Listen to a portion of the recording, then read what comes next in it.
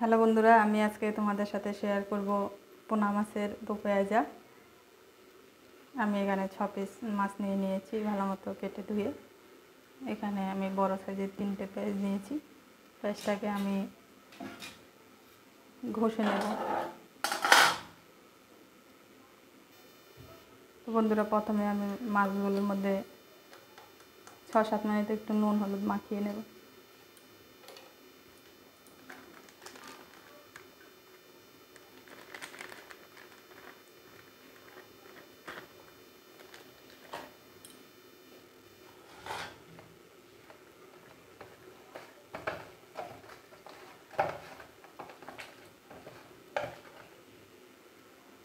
তো বন্ধুরা, প্রথমে আমি মাছগুলোকে ভেজে নেব। কড়াইতে আমি তেল দিয়ে দিলাম, সরষের তেল। তেল গরম হয়ে গেছে, আমি মাছগুলোকে এবার দিয়ে দিলাম।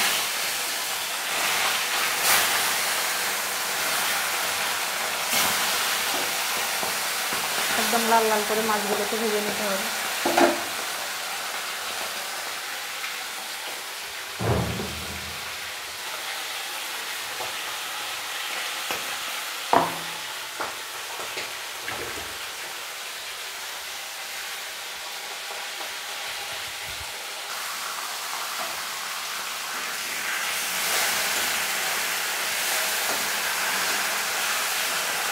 একদম লাল লাল করে মাছগুলোকে এভাবে আমি ভেজে নিচ্ছি।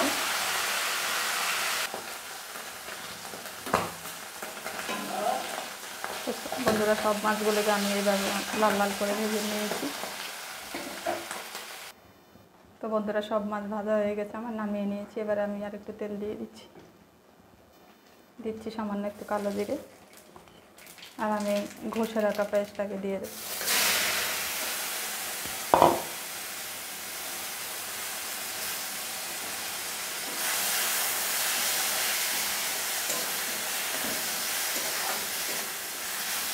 খুব বেশি পেঁয়াজটাকে ভাজবো না, একটু ব্রাউন কালার হলে তারপর মশলা ইউজ করে পেঁয়াজের মধ্যে আমি একটু নুন দিয়ে দিলাম। তো বন্ধুরা, পেঁয়াজটা আমার ব্রাউন ব্রাউন কালার হয়ে এসছে। এবার আমি দিয়ে দিচ্ছি 1/2 চামচের মধ্যে আদা বাটা।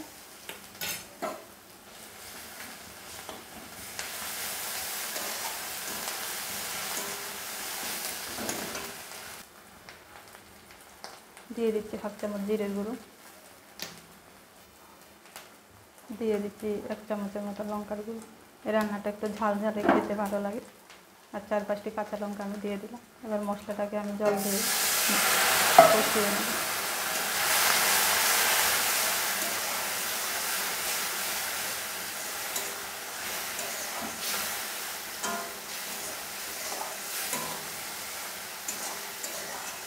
একদম সহজ একটি রান্না, গরম ভাতে খেতে অসাধারণ লাগে মাছের দো পেঁয়াজা। তো বন্ধুরা, মশলাটা আমার কষানো হয়ে গেছে। এবার আমি জল দিয়ে দেব।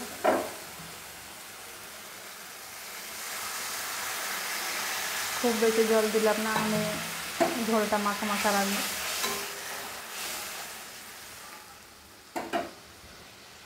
এবার আমি মাছগুলোকে দিয়ে দেবো।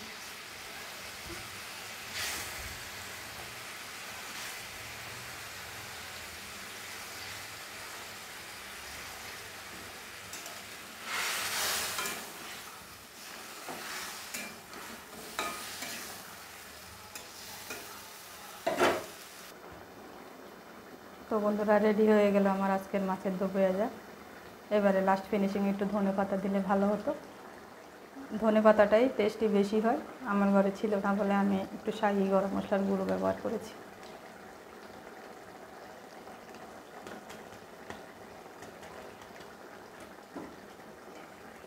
এবারে সার্ভ করার জন্য আমি নামিয়ে নেব। তো বন্ধুরা, কেমন লাগলো আজকের এই ভিডিও? ভালো লাগলে লাইক কমেন্ট শেয়ার করতে ভুলবেন না। আমার ছোট্ট চ্যানেলটিকে সাবস্ক্রাইব করে আমার পাশে থেকো।